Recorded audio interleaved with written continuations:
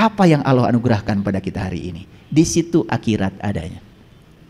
Jadi kalau ingin mendapatkan akhirat sederhana, terima semua apa yang Allah anugerahkan padamu, tangkap pesan dia yang dibaliknya. Oke? Selama ini masih memilih? Memilih? Di suami yang gak sabar marah-marah ada akhirat? Tidak suka suami begitu? Berarti nggak akan bisa pulang ke akhirat kalau belum bisa menerima dia apa adanya. Karena akhirat ada di situ. Jadi akhirat itu bahasa Arab artinya adalah titik akhir, terminal terakhir. Yuk, jawab pertanyaan saya. Kita berasal dari siapa? Kita berasal dari mana? Kita berasal dari Allah. Berarti terminal awal kita siapa? Allah. Ulangi, belum kompak. Kita semua berasal dari mana? Berarti terminal awal kita siapa? Allah. Kita semua akan pulang kemana? Berarti terminal akhir kita Allah. Jadi terminal awal Allah, terminal akhir Allah. Kalau begitu, akhirat itu terminal terakhir. Kalau begitu terminal terakhir kita siapa? Allah. Bukan surga, bukan neraka. Kan innalillah wa inna ilaihi rajiun, asal dari Allah kembali ke Allah. Nah, manisara ribuk teuing nguruskeun surga. Kan kita asal dari Allah, kembalinya ke Allah. Berarti terminal terakhir kita Allah. Jadi sebetulnya secara hakikat, akhirat itu hakikatnya adalah Allah. Pertanyaan saya, adakah di semesta ini satu peristiwa pun terjadi tanpa kehadirannya? Gak ada. Jadi kalau semua peristiwa itu hadir di semesta tanpa, tidak mungkin tanpa kehadirannya. Kan tugas kita cuma satu. Jangan terjebak benar, salah, baik, buruk. Karena benar, salah, baik, buruk itu dari pikiran kita. Pikiran saat menilai tergantung seberapa luas pengetahuan kita, seberapa sadar kesadaran kita. Sehingga kata si A ini benar, kata si B ini salah. Benar salah itu relatif. Tetapi semua peristiwa yang sudah terjadi sebagai realitas itu adalah kebenaran. Jadi kalau kita sadar semua realitas adalah kebenaran, tugas kita cuma satu. Ya Allah, ajarkan kepadaku pesan apa yang hendak Engkau sampaikan lewat peristiwa ini. Baik yang disukai maupun yang tidak disukai. Kita akan bisa menangkap pesannya. Keren gak? Kalau gitu, ketemu gak akhirat di situ? Ketemu Allah gak di situ? Jadi, pertemuan dengan Allah itu dimensinya sangat luas. Allah yang tak terbatas bukanlah suatu titik. Jadi kalau ada orang mengatakan saya sudah sampai kepada Allah, itu kesombongan saja. Oleh karena itu siapapun orangnya, semua sedang OTW. Oh, tunggu one way. Semua kita tuh sedang OTW. Makanya disebut Israel. Orang yang sedang berjalan menuju Allah. Dan semua kita sedang berjalan menuju Allah. Emang menuju mana? Betul? Clear sekarang? Oke. Pelan-pelan ngajinya. Karena biasanya kalian ngaji biasa cepet kan? Ayat ini sudah dibaca berulang-ulang. Saya yakin itu. Saking cepatnya kalian baca. Sampai kalian gak ngerti isinya apa. Kalian tuh kalau baca emang gak ada remnya. Cepet-cepet. Langsung tamat. Alhamdulillah. Gitu. Saya sudah tamat 30 juz, alhamdulillah. Gimana Bu? Tenang. Karena enggak ngerti. Kalau ngerti pasti enggak tenang, betul enggak? Coba, kalau ngerti sedikit aja. Carilah pada apa yang Allah anugerahkan padamu negeri akhirat. Stop sampai di sini. Apa yang dianugerahkan pada saya? Allah anugerahkan penglihatan, pendengaran, tubuh dengan segala kuasanya. Berarti akhirat ada di sana. Allah anugerahkan segala peristiwa, orang yang menyenangi, orang yang tidak menyenangi, berarti ada di sana. Coba dengan dibuka seperti kita membuka lapisan bawang, ketemu, oh ternyata di semua yang Allah anugerahkan padaku, di sini ternyata akhirat. Kalau saya ingin mendapatkan akhirat, berarti saya harus menerima semua yang Allah anugerahkan pada saya apa adanya. Clear, selesai. Cerdas? Nah, agak cerdas sedikit lah. Nanti dengan sudah minum air wortel kan? Wala tansa nasibaka minad dunya. Janganlah kau lupakan nasibmu di dunia ini. Ini peringatan dari Allah. Karena banyak orang yang melupakan nasibnya di dunia gara-gara terfokus pada akhirat. Dan akhirat itu adalah negeri yang nanti. Padahal kita tahu akhirat itu terminal terakhir. Terminal terakhir kita apa tadi? Allah. Jadi kembali kepada Allah itu kapan? Apakah sekarang, di kehidupan sekarang, atau nunggu mati dulu? Kapan? Sekarang. Yuk kita sekarang sadar, oh saya ini adalah makhluk cahaya yang ditiupkan Allah ke dalam diri saya. Berarti saya sekarang harus mencahayakan semesta. Oh saya datang ke dunia ini karena cinta kasih Allah. Berarti tugas saya di semesta ini adalah menyayangi, mencintai. Tidak boleh ada kebencian lagi. Oh saya datang ke dunia ini karena diutus oleh Allah untuk menjadi kepanjangan tangan Allah. Maka tugas saya di dunia adalah menjadi kepanjangan tangan Allah, menyampaikan cinta kasih Allah. Keren gak kalau gitu? Selamat gak hari ini?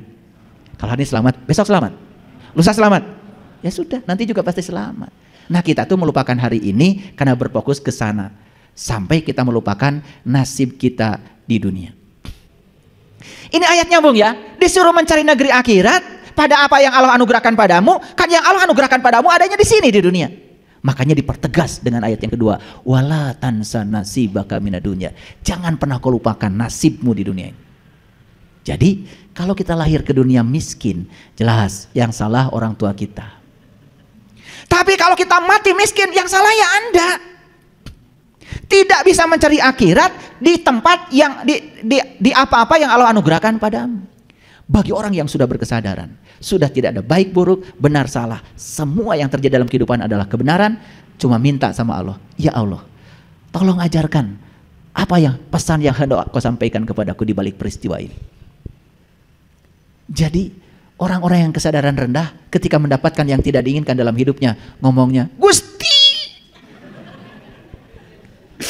cute.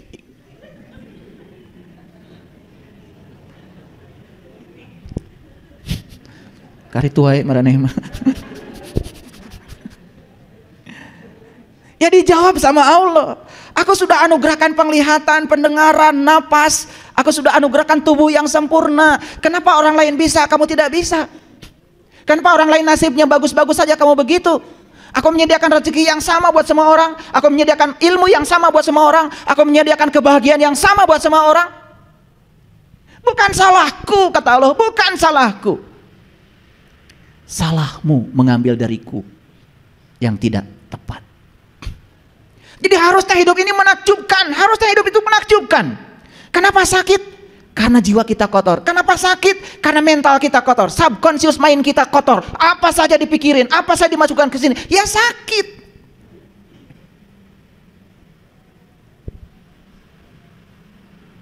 Ngerti ini saya ngomong dari tadi?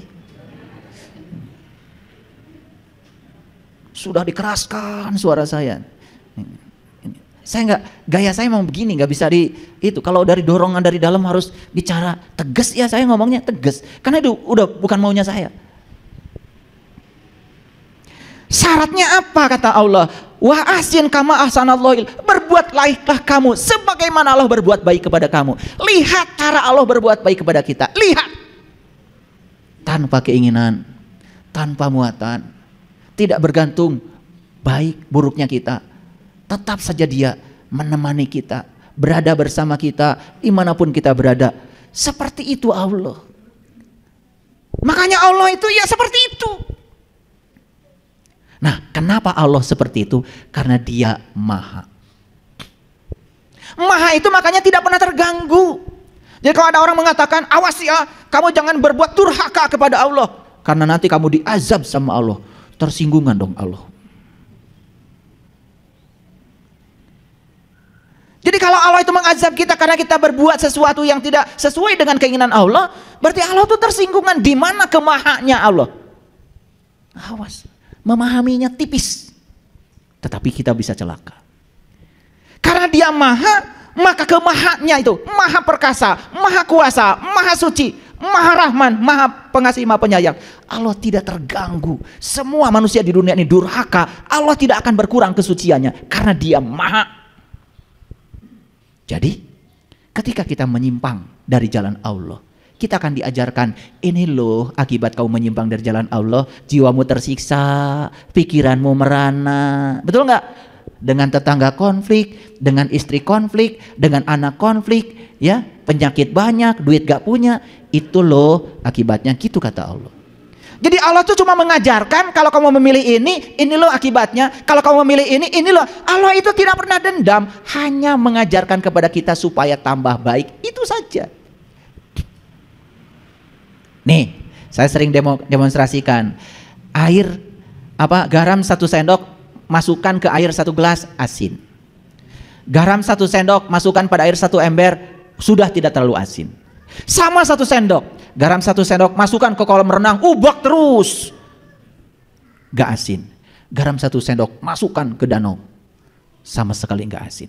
Danau itu masih terbatas, tapi garam 1 sendok tidak terasa oleh danau karena luasnya. Apalagi dia maha tak terbatas, maha luas, tidak terganggu. Jadi semua di semesta ini hanya dia sedang mengajarkan hukum sebab akibat. Ciptakan sebab yang baik, akibatnya baik. Ciptakan sebab yang buruk, akibatnya buruk. Jadi Allah tidak pernah menghukum hamba yang dicintainya, hanya mengingatkan kita supaya tambah baik. Itulah welas asihnya Allah. Itulah pentingnya kita makrifat kepada Allah supaya akhlak kita benar. Apa itu akhlak? Akhlak adalah kenyamanan dalam kontradiksi. Apa? Kalau kita nyaman dalam situasi yang kalian inginkan, kan gak usah ditanyakan lagi. Tapi tetap nyaman walaupun dalam kontradiksi, itu tanda akhlaknya sudah mulia. Makanya Allah nyaman saja walaupun di semesta banyak kontradiksi. Karena semua kontradiksi yang diciptakan oleh manusia akan kembali kepada manusia itu sendiri, tidak kepada Allah. Clear? Ini ngaji tauhid ya, hati-hati. Setiap kata-kata saya renungkan, ya, camkan. Nah, kemudian Allah mengatakan wala tabgil fasada fil ar. Ini ayat-ayatnya keren. Dan carilah pada apa yang telah dianugerahkan Allah kepadamu negeri akhirat. 1. Janganlah kau lupakan nasibmu di dunia ini. Awas. Karena kita datang ke dunia ini untuk ikut berkontribusi mempercantik dunia yang sudah cantik ini. Makanya leluhur kita merumuskan dalam satu ajaran leluhur, memayu hayuning bawono, mempercantik semesta yang sudah cantik ini. Makanya Allah bilang wala tabgil fasada fil ar. Jangan bikin kerusakan di muka bumi. Bumi kita ini selama 1200 tahun terakhir mengalami peningkatan suhu yang sangat luar biasa. Bahkan di belahan bumi sana ada yang sampai 62 derajat Celcius. Kalau air itu setengah mendidih itu 50 derajat Celcius. Sudah mendidih itu mencapai sekitar 85 sampai 100 derajat Celcius, tergantung tekanan atmosfer. Tidak selalu air mendidih itu 100 derajat Celcius, tergantung tekanan atmosfer. Di Bandung air sudah mendidih walaupun baru suhu 85 derajat Celcius, karena tekanan atmosfer di Bandung kurang dari 1 atmosfer, 69 cm raksa. Pusing kan? Pusing kalian, ngomong gitu aja kalian tuh pusing. Tapi suka sok tahu. Nah, bumi kita itu sudah mencapai suhu 60 derajat Celcius. Kenapa? Kenapa? Karena ulah manusia itu sendiri. Dulu zamannya nabi kita, Nabi Adam, Nabi Ibrahim, Nabi Musa, ya. Tubuh manusia itu dulu di zamannya itu tinggi-tinggi, besar-besar.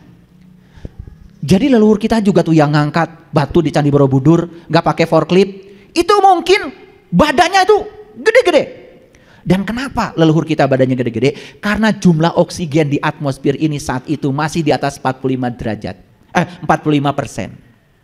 Sekarang jumlah oksigen di atmosfer ini semakin berkurang, bahkan kurang dari 25%. Itulah yang menyebabkan manusia makin kesini makin kerdil. Kenapa?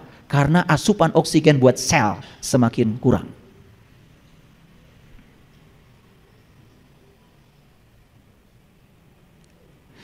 Makanya ayat ini mengatakan wala tabgil fasada fil ar. Kamu jangan bikin kerusakan di muka bumi. Maaf. Kita semua berkontribusi membuat kerusakan di muka bumi ini. Yuk perhatikan. Sekarang kalian perlu oksigen. Perlu oksigen? Siapa penghasil oksigen? pohon, tumbuhan, rumput. Satu helai daun itu menghasilkan ya puluhan liter oksigen dalam sehari. Apa yang kita keluarkan dari napas kita? Racun, namanya karbon dioksida. Dan karbon dioksida ini karena kebaikan para pohon itu dimakan oleh pohon, diproses oleh pohon. Sebagian jadi karbohidrat, sebagian jadi unsur-unsur yang menguntungkan manusia. Dan efek sampingnya dari proses fotosintesa itu adalah oksigen. Hebat tuh pohon. Jadi racun yang kita keluarkan itu diserap oleh pohon, kemudian diproses dengan sinar matahari dan air. Karbon dioksida plus H2O plus sinar matahari dihasilkan yang namanya karbohidrat. Efek sampingnya adalah oksigen dan air. Itu yang disebut dengan peristiwa fotosintesa. Oksigen yang dikeluarkan itu diambil lagi oleh manusia. Bayangkan, kita ngasih pohon karbon dioksida, sementara pohon ngasih oksigen sama kita. Jujur ya, sayang sama pohon. Lihat pohon kering di musim kemarau, ada keinginan buat menyiram? Ada? Waras berarti. Lihat rumput kering, kita minum di depan rumput. Bagi dong sebagian dari situ. Makanya saya kemana-mana kalau ada acara itu kan suka dibagi cup mineral itu. Saya tuh suka pengen nangis kalau lihat cara kalian minum itu. Tusuk, taruh, ngambil lagi, tusuk, taruh, berantakan aja. Sudah berantakan, airnya juga. Itu pohon sedang teriak, tolong dong. Kamu dikasih tangan oleh Allah, sementara aku tidak dikasih tangan. Aku tidak bisa mengambil air itu, tolong dong. Makanya saya kumpulkan. Baru saya buang ke tempat sampah. Satu tetes air bagi pohon itu luar biasa. Ini soal welas asih, soal cinta kasih. Kalau kita sudah kehilangan rasa itu, aduh, saya nggak ngerti. Di mana letak kemuliaan Anda sebagai manusia? Sudah bikin kerusakan, tidak peduli lagi sama lingkungan. Yuk, tanami rumah kita dengan banyak pohon. Karena mereka adalah penghasil oksigen. Dan kalau bumi ini banyak pohon lagi, insya Allah kadar oksigen di bumi menjadi naik. Dan atmosfer ini akan menjadi sehat lagi. Bayangkan, apakah kita bangga ketika ibu kota kita, ibu kota negara itu dijuluki sebagai ibu kota terkotor. Kualitas udaranya di dunia ranking 1 coba. Jika tuh ranking hiji atau nukitu. Apa bangganya kita menjadi kota terkotor di dunia dengan polusi udara yang tidak sehat buat tubuh kita. Subhanallah. Dan ini semua juga teguran buat kita semua, bukan? Ya, oke. Innallaha la yuhibbul mufsidin, karena Allah tidak suka pada orang yang bikin kerusakan. Yuk. Pernah nggak mangkas pohon di depan rumah? Besok tumbuh lagi? Siapa yang mangkas? Kamu. Siapa yang menumbuhkan? Allah. Pernah gak kita nanam bunga, nanam pohon depan rumah? Setelah itu ditinggal. Siapa yang menumbuhkan? Allah. Sadar gak? Sebetulnya Allah itu tidak pernah memberikan label pada dirinya yang maha merusak, yang maha menghancurkan, tidak ada. Yang ada adalah Dia maha memelihara, Dia maha terjaga, Dia maha pencipta. Betul apa tidak? Jadi lucu aja kalau ada orang mengatakan dunia ini akan dihancurkan oleh Allah. Tidak, dunia ini akan dihancurkan oleh penghuninya. Ngerti maksud saya? Masa ya Allah menghancurkan? Allah tidak ada. Di Asmaul Husna mengatakan dirinya maha penghancur kok. Dia itu maha menumbuhkan, maha menjaga, maha memelihara. Dan luar biasa. Yuk sekarang saya lanjutkan dulu. Sekarang kita lihat ayat ini. Tadi saya bilang awal Allah, akhir juga Allah. Setuju? Nah, Allah bilang dalam Quran surat Al-Hadid, wal awalu wal akhiru wad dhahiru wal batin. Dialah yang awal, Dia yang akhir, Dia yang dohir, Dia juga yang batin. Apa yang dapat kita ambil dari sini? Apa yang bisa diambil dari sini? Dialah yang awal. Ayo ikuti saya pikirannya. Dialah yang awal. Ngerti? Dialah yang akhir. Ngerti? Berarti Dia berawal. Dialah yang akhir. Berarti dia berakhir? Hati-hati memahami Quran. Kata-katanya dialah yang awal, dialah yang akhir. Kalau kita tidak cerdas, langsung mengatakan, oh awalnya dia, akhirnya dia. Berarti dia berawal, dia juga berakhir. Padahal dia kan maha abadi. Tidak berawal, tidak berakhir. Bagaimana memahami ini? Perhatikan saya. Semua orang kalau pergi ke Mekah, tidak ada yang mengitari Ka'bah yang kotak itu kotak. Kan Ka'bah itu kotak, tetapi tidak memutarinya itu ke sini, belok sini, gitu. Enggak ada. Semua orang yang haji atau umroh ketika tawaf memutari Ka'bah itu lingkaran. Masih ingat lingkaran? Coba. Waktu bikin lingkaran, pakai jangka. Bagian yang jarumnya tusukkan ke kertas, bagian pensilnya diputar dengan tahan napas. Kalau jarak dari pusat ke ujung ini tidak berubah, kalau jarak dari pusat ke ujung itu tidak berubah, pastikan titik awal bertemu titik akhir. Tapi kalau jarak dari pusat ke ujung berubah, jangan berharap titik awal bertemu titik akhir. Ketika titik awal bertemu titik akhir, kalian akan bingung, dari mana tadi saya berawal ya? Begitu sudah jadi lingkaran sempurna, sampai kita tidak tahu lagi mana awalnya, mana akhir. Makanya dia itu yang awal, dia yang akhir. Tapi arti yang sebenarnya justru dia itu tidak berawal dan dia tidak berakhir. Ayo, ingin abadi bersama Allah? Ingin abadi bersama Allah? Satu kuncinya, jaga jarak. Titik pusat dengan ujung, jangan meleset. Begitu meleset, titik awal tidak ketemu titik akhir. Makanya filosofisnya umat Islam itu lingkaran, bukan garis. Pernah bikin garis? Coba bikin garis. Awalnya di sini, akhirnya di sini. Awal dan akhir beda. Tapi lingkaran, awal dan akhir ketemu sampai tidak kelihatan lagi mana awal mana akhir. Jadi Allah itu tidak berawal, Allah tidak berakhir karena dia abadi. Yang kedua, dia yang batin, dia juga yang dohir. Makanya dirangkum dalam satu kalimat, la ilaha illallah. Yang batin dia, yang lahir juga dia. Yang mana yang bukan dia? Bukankah semua yang lahir ini berasal dari dia? Jadi kalau orang yang sudah di kesadaran ini, kemanapun dia memalingkan wajah, tidak ada yang dilihat kecuali wajahnya. Nah, kesadaran ini yang membuat seseorang berakhlak mulia. Lanjut dulu. Pernah baca ayat ini? Ini Quran surat Al-Baqarah ayat 177. A'udzubillahi minasyaitonirrajim. Bismillahirrahmanirrahim. Laisal birra an tuwallu wujuhakum qilal masyriqi wal maghrib.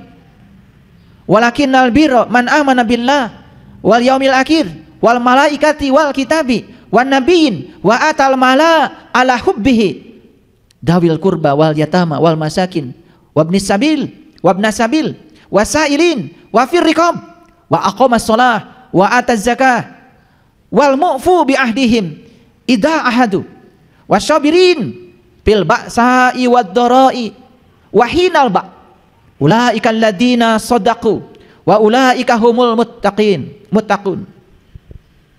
Ngerti?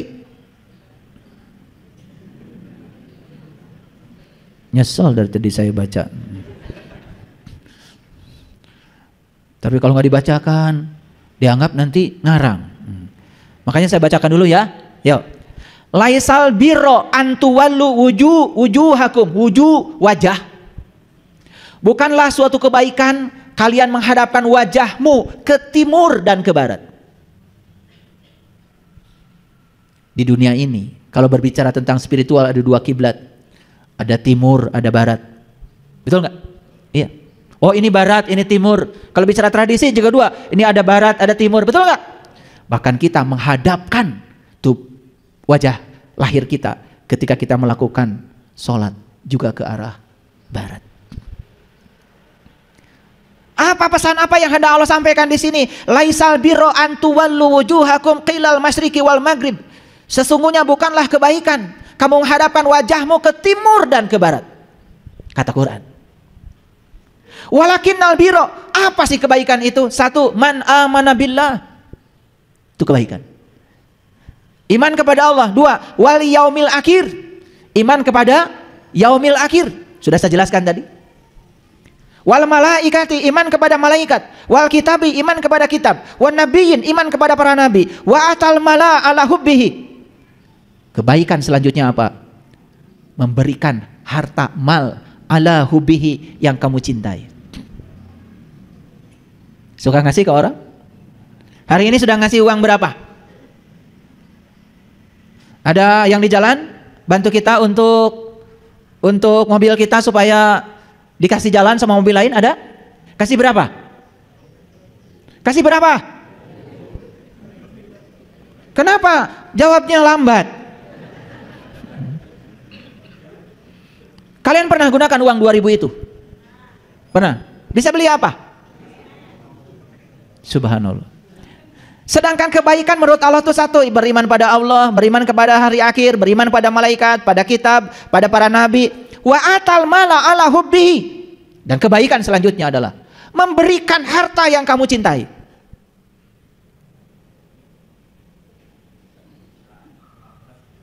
Jadi disebut memberi itu kalau kamu memberi yang kamu cintai. Kalau kamu memberi yang tidak berguna lagi pada kalian, itu bukan pemberian. Itu buang sampah dengan berwajah dermawan. Makanya ngasih ke orang itu yang pantas. Yang pantas. Saya kasih tahu ya, kasih 10.000, kasih 5.000, ya dari 2 pemberian itu sudah 10.000. Nasi padang 1 bungkus itu. Kan banyak tuh nasi padang, serba 10.000. Sepatu yang sudah tidak kamu pakai lagi, gak usah dikasih orang.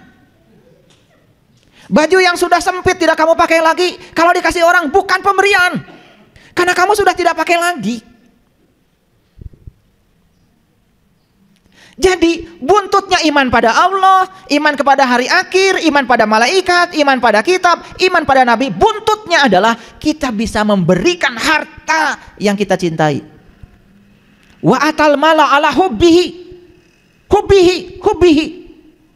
Yang kamu cintai. Nih ujiannya kalau ngaji dengan saya.